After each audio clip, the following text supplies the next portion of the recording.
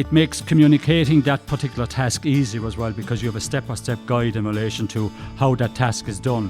It reduces training time in relation to, it's easier for the farmer and for the employee, or for the person coming in. It also actually improves consistency, so the job will be done the same way each time by whoever is doing it as well.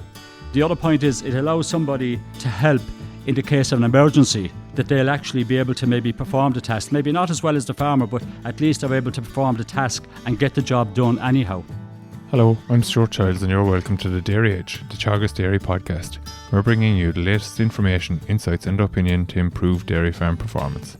Step-by-step instruction on how to perform a task, or a manual on how to perform a number of tasks, is common in the workplace for many industries. Why should farming be any different then?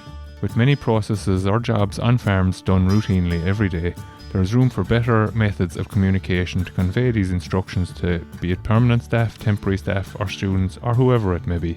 Padraig O'Connor of Teagasc Grange, who many will be familiar with through the excellent milking courses that he runs in conjunction with FRS Co-op, joins me to discuss the role of SOPs on dairy farms, and I started by asking Padraig what exactly a standard operating procedure is.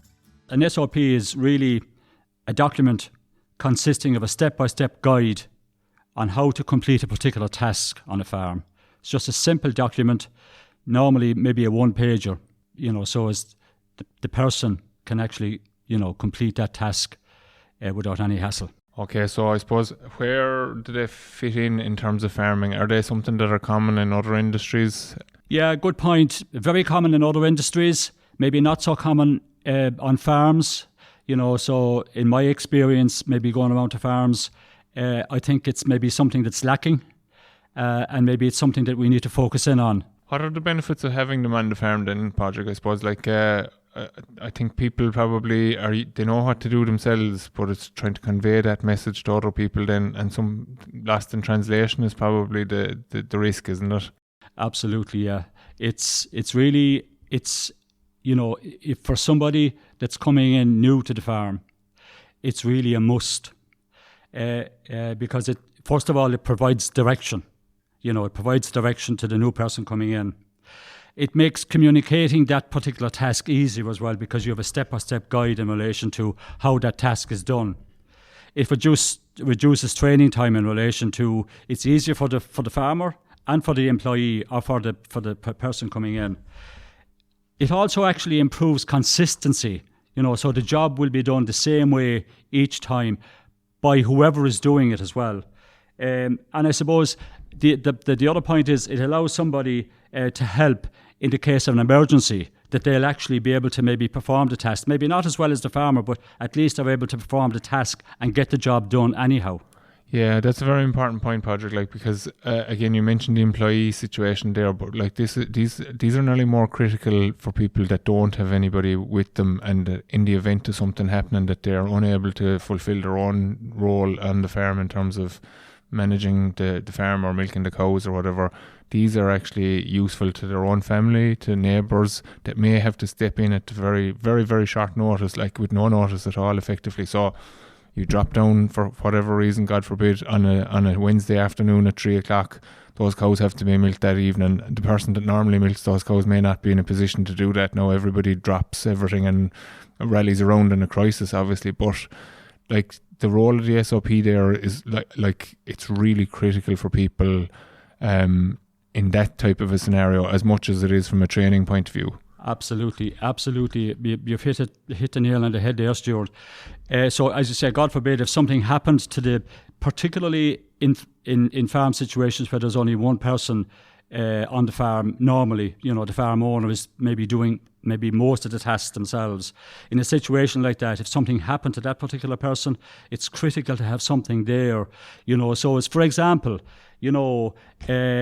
who knows what cows have been treated with antibiotics? So there's a list there, a simple thing like that, that they know how to turn on the milking machine. They know how to wash the milking machine. Small, simple tasks like that. We assume that people might be able to do it, but we assume too much.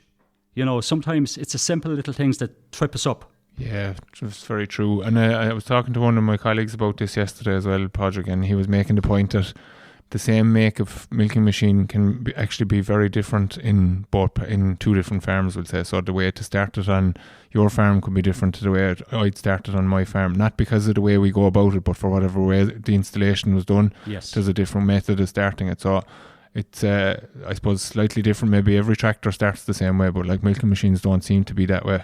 Yeah, they can differ slightly, and I suppose really what I would say to farmers is it's farm specific. Okay, you can have a general guide in relation to what way a job is done, but it has to be farm specific. There might be a lever in one parlour that you don't have in the other parlour. There might be a lever in a specific place in one parlour that you don't have in another parlour. So it's really looking at the situation and going through each little step, to see what has to be done in what sequence. Yeah, because people, like, it's learned memory as such. Like, people do these things without even thinking that they're doing them because they know how to do them. But for people coming in that aren't aware of that lever, as you said, it's a whole other challenge altogether. Like, yeah, absolutely. So for somebody coming in that's not familiar with the milking machine, you can become overwhelmed a little bit, And I suppose the farmer, because of the fact the farmer owner is doing it for the last number of years, they assume that it's easy for somebody else to pick it up. That isn't the case. Yeah. You really need, and that's where the SOP comes in to its own in terms of when you have, that step-by-step guide for somebody that's coming in new, it really is really, really helpful. It's helpful for both the farmer himself or herself and the employee or the person coming in. Yes. For both parties. Yeah, it reduces the stress for both people. Absolutely. Groups, yeah. And I suppose, Padraig, we're talking a good bit there around the milking, we'll say, and you were making the point before we started that you can break the milking process up into 3 different sections, we'll say, preparing to start milking, the actual milking process itself, and then maybe washing up as well. So it may sound that like SOPs are purely for milking, but you can actually apply these across the entire farm on many different tasks. Absolutely, across the board. Whatever task it is, feeding the calves, feeding the animals, anything like that. Just, any task that's completed on the farm, you can have an SOP for it. And I suppose keep it simple, keep it in sequence, and I suppose test it out as well. And you won't get it right the first time, so that's okay too. Yeah. Yeah. So in terms of starting about doing these, so is it a case of just get out a notebook and actually go through the process that you go through again, we'll come back to the milking machine because it's the easiest one, and it's probably one of the key ones that people would definitely have on farm anyway. Going through the process that you go through in order to set up your machine, we'll say, for milking. Absolutely. So when you have a bit of time, take out a sheet of paper, just go through what's the first thing that I do, write that down. What's the next thing that I do, write that down, and so on and so forth. So that's the planning part of it. And I suppose you have a first draft. So when you have the first draft, then get somebody to review it. So somebody that's maybe familiar or unfamiliar with the task, and see can they make sense of that. You know what I mean? And you more than likely will probably have to tweak it a little bit because of the fact you assume stuff, but maybe the other person said, well, you're missing something there. Why did you do that? Or whatever, So it's just taking out a blank sheet of paper, really, Stuart, going through the process as you would do it yourself, writing it down on paper, maybe, and then getting somebody to have a look at that to see, well, does it make sense, really? Do you know what I mean? So you're actually better off to get someone that doesn't know the running of the machine almost to review that. Like, so we'll say if you have family or whatever, and one of them isn't that inclined to do much in the milking parlour for you, get them to look at it rather than the son or daughter that does the milking for you when you're not around. Absolutely. Somebody that's unfamiliar to the task, really, that's the person to get to test it out for you. Because if they can do it, you're probably fairly close to having it well advanced, Okay. Yeah. And I suppose then the other question is there a certain, can you have too many steps, or would you have a guideline in terms of if you're, how many steps should be on a page? Yeah, I'd say if you have like a manual, it's not going to be effective, I suppose. Yeah, keep it simple, 6 or 7 steps, keep it in one page, Stuart. simplicity is the key here. You know what I mean? Don't make it complicated. That's really the secret. And I think if it's simple, the other thing you can have is maybe photographs, put in beside it as well. So that kind of, some people maybe work better on visual stuff, so, and have it laminated as well, of course, and have it beside a workstation, so a person can refer back to that. If they're stuck, what do I do next? They can look at the sheet. This is the next step. I have done that step. The next step is whatever it is, so. Okay, yeah. And just explain that concept of the workstation when you say that there now, so. Yeah, sorry, the workstation would be, so for example, if you're starting the milking machine, have that located where the milking machine is started, you know what I mean, or where, the initial part is, that you're doing. For example, the milking itself, the workstation there is in the pit, that it's hanging off of one of the pipes inside in the milking pit. Where you're washing, obviously you'd have it maybe, where in the dairy where the wash up takes place, so that's what I mean by the workstation. Yes. Stuart. Okay. Yeah. And just I suppose examples of how we'll say, as you mentioned, calf rearing now obviously is a pressure point for farms, so maybe trying to get a bit of help. And sometimes the sources of help that can be available in the spring are many, and people don't realise that you could get a person who has no real familiarity with feeding calves but would be capable of feeding calves once they'd be instructed, and might have 2 hours in the morning and 2 hours in the evening. We've seen some examples like that around. So just the importance of just explaining how you do that process to get that across, because we could talk about this here on the podcast. We'll say, I could explain to you how I want you to feed the calves, but for some reason you don't pick me up correctly, or I don't explain myself correctly, and it doesn't get done correctly, or doesn't get done the way you necessarily maybe wanted it to be done. The SOP plays that role in, as you said, it's, I suppose, me troubleshooting the way I'm going to explain this to you, and then you, if you're ever so slightly concerned that you're not coming in and out constantly saying how much am I to give this calf or how much is to go to these group of calves, that it's very clear, and again short and snappy to a point, and located where the feeding is taking place. It is a huge communication tool in terms of alleviating maybe. Absolutely huge. A couple of points you have alluded to there, Stuart, and very, very correctly. So getting somebody in that knows actually nothing about feeding calves or know nothing about calves, that's where, the SOP is really, really important. They don't know, but if they have a step-by-step guide, it makes, and again, referring back to what I mentioned earlier, it makes that communication easier for the farmer and easier for the person that doesn't have any information or any idea of feeding calves, you know what I mean? So that's a critical part of the whole communication part of that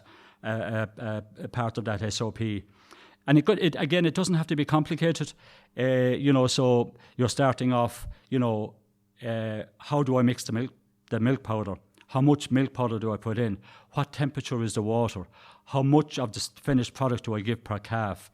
Maybe picking up on sick calves if they don't drink or whatever, so all that can be written down there. So it's very easy for the person then to pick that up or pick out maybe sick calves, or maybe do the job correctly and consistently, regardless. You could have 2 or 3 people coming in during the week, for example, doing that particular job feeding calves.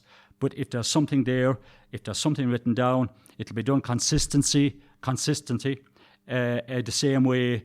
And you'll have less sickness, and it makes it much easier for the farm owner, as I said earlier, and for the person coming in doing the task of the job as well. Okay, so there are some farms that we've come across, you and I have both come across them, that are using WhatsApp, maybe WhatsApp groups amongst people that are working on the farm and so forth to convey information. They work really well, but you have your maybe slight reservations in relation to them as well, just to point out a few flaws maybe that you can see with using them only, Yeah, so a number of farms, particularly the bigger farms with a number of employees on the farm, use WhatsApp quite a bit in relation to relaying messages across, or in relaying tasks, how to do tasks as well. I suppose what I would say at the start is I would have those plus the hard copies, the laminated hard copies at the workstations as well. And the reason that I say that is sometimes if you're, for example, milking, or you have wet hands, or you have gloved hands, or whatever like that, and you try to maybe look at something on your phone, it just mightn't be that easy, maybe to scroll the screen. Whereas if you're in the middle of something, you can look at the laminated sheet. It doesn't matter if you wet the laminated sheet, so it's just that much. It may be that much easier maybe to read the message or what's the next step to do. The WhatsApp is brilliant, but I would also have the hard copy there as well in relation to the points in the sheet. It's probably a better way of actually making sure, what you're WhatsApping will actually be the SOP, so you still have to do that SOP anyway. Yes. So all you're doing is just making sure that you print it out and you laminate it and you put it up, as you said, at the workstation point. Absolutely. Okay. Absolutely, yeah. I suppose the other point, Stuart, that maybe I didn't mention is that, maybe things change on the farm as well. So, the SOP, while it might be perfect at one stage, maybe the calf housing might change or the milking parlour might change, so that you have to update that as well. You have to keep updating it. That's fine. You know what I mean? Yeah. Or maybe somebody might come in and say, I'm a bit confused with this point here. You might have to review that particular point. You know what I mean as well. So it's really a work in progress all the time, that you need to update them continually. Okay. So I suppose, Padraig, why are we talking about these in November then, I suppose, is probably the next question.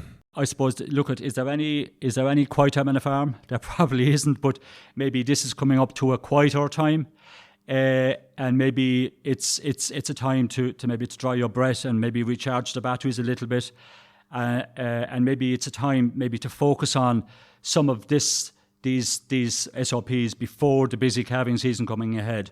Just maybe having a look at to see, if you haven't got them, maybe consider maybe starting with a few to see how does it work out for you. So I suppose the reason that we're talking about it now, Stuart, is that maybe we have a little more time here, to look at these and see, can we maybe either update them or maybe start looking at them. Yeah, and some people then, Padraig, have gone to very advanced level in them in terms of nearly manuals for the farm almost available. Like, that's probably a good idea for people. Obviously, there's a job in doing this, but even if there was only 8 or 10 practices that are being done on the farm fairly regularly that maybe different people might be doing, even if those people are doing them well now, you just kind of going back to what we said a little while ago. You never know the morning that somebody just won't be able to come in for whatever reason. Like, people get sick. People don't plan to get sick, they just get sick suddenly. Like, absolutely. So the person that's been rearing the calves all the time, or the person that dries off the cows, is actually another example of one where an SOP can be applied, I suppose. The person that has been drying off the cows can't dry off the cows, and these cows have to be dried off. So it is like, are there key ones in your mind that people should go after in particular? Where, like, if people are going, yeah, that sounds like a good idea now listening to us here today, that'll be worth doing, pick out, I'll say 5 tasks that you think that it's critical to have this kind of information for, I suppose. Yeah, that's a very good question, Stuart. I suppose for me, the whole milking process is a really important one anyway. And I suppose, as I said earlier, that needs to be maybe split up into maybe how to prepare the parlour, maybe the milking itself, the washing up of the parlour. I suppose the other thing is that maybe if a cow gets mastitis, what's the protocol around that? You know what I mean? Because that will happen. I suppose the other one there is, maybe you mentioned the drying off cows. Do you know what I mean? What's the procedure there? And look, we're in the territory now of selective dry cow. So that process is really, really important. Calf rearing, I suppose, is another one to look at. So they are just a number of, I suppose I started off with the milking because of the fact that milking is done twice a day, every day, apart from the dry period. So and I suppose they'd be probably the am I missing any? I'm not sure. They're probably the key ones for me anyhow, you know what I mean? And I suppose, sorry, Joe, just maybe the other one is that maybe, and it probably ties into the SOP as well. So for example, that that there's good identification in relation to cows that have got antibiotics as well. That's a key one for me. And that, there's a system in place. And I suppose any time that I see red on a cow, red for me is danger. And this is what I maybe tell students and farmers as well, with some of the milking courses I deliver. Red is danger, and that the cow is well marked. And I suppose that, you have an SOP in relation to if there's a yellow band on a cow, what does that mean? If there's a red band on a cow, that means danger. I would say, look, that milk doesn't go into the tank, even if there's a trace of a red mark of a spray on that, because it's too critical, really, So I suppose in relation to the whole milking, that part of it is very, very important as well. Identification of cows that have got antibiotics, particularly, maybe 3 spinner cows. Hopefully there won't be too many of those, but so having a system in place, it doesn't matter what it is, so long as it works. Having a system in place and that it's actually up in the board or up in your SOP or a laminated sheet as to what it means as well. Okay. And I suppose the last question, machinery work on farms, we'll say, is there are roles for these maybe to be in tractors in relation to operating different machines as well? Absolutely. Look, I didn't mention machinery. I suppose tractors and machinery have gone so high tech now that it's really a must, isn't it? It's nearly gone past me now, so sitting into a tractor, one of these modern tractors, it's really daunting now, to be honest, for me. It's probably like somebody that's not familiar with a milking machine going into a milking machine. It's like me going into a high-tech tractor. I'd be daunted as well. So certainly something in relation to how to start a tractor, for example, how to move the tractor, how does it work? It's absolutely critical, yes. So, Padraig, from your experience of working in Warrenstown, we'll say, obviously, when it was there a number of years ago, and we'll say training students and so forth like that, you actually do employ these, so you really find these beneficial from your own perspective, and you think that people can really gain from investing time into developing these for their own farms, don't you? I have absolutely no doubt, Stuart. It absolutely pays, to have these SOPs in place. Absolutely. I have no doubt in the world about that. It does take a little bit of time and a bit of planning, but it certainly makes life an awful lot easier, particularly if you're bringing people in. But as we already mentioned at the start of the podcast, for a one-person operation as well, it's really critical. God forbid if something happens to that person, can somebody come in and actually operate or just complete the task of milking, for example, because that's the critical one in a situation like that. Okay, very good. So I suppose the last thing I'd say to you, Padraig, is if people are interested in doing these, have we any information that we can give to them, or that they can get a bit of more information than what we've discussed here, I suppose, or read a little bit more on them? Yeah, absolutely. We have a couple of documents on our website, on the public website. If you go into that and just put into the search button SOPs, we have a couple of documents. Myself and Martina Gormley have a couple of documents there in relation to SOPs as well, which might be helpful. Again, they're a guide, but as I said earlier, they have to be farm specific, but at least it'll give you some bit of a guide as to what needs to be in place on your farm in relation to making life easier. That's all for this week's episode of the Dairy Edge podcast, and my thanks to Padraig O'Connor for joining me on this week's show. Don't forget to rate, review and subscribe to the podcast. You can listen on Apple and Google Podcasts as well as Spotify, and for more information go to the Teagasc website at teagasc.ie. We also have a dedicated email address that you can email us on at dairyedge.podcast@teagasc.ie. Just also a reminder to people that the Teagasc National Dairy Conference is taking place in Limerick this year on the 27th of November at the Limerick Racecourse in Patrickswell. If people are interested in joining us at that event, please go to the Teagasc website at teagasc.ie. I'm Stuart Childs, and join us next time for your Dairy Edge.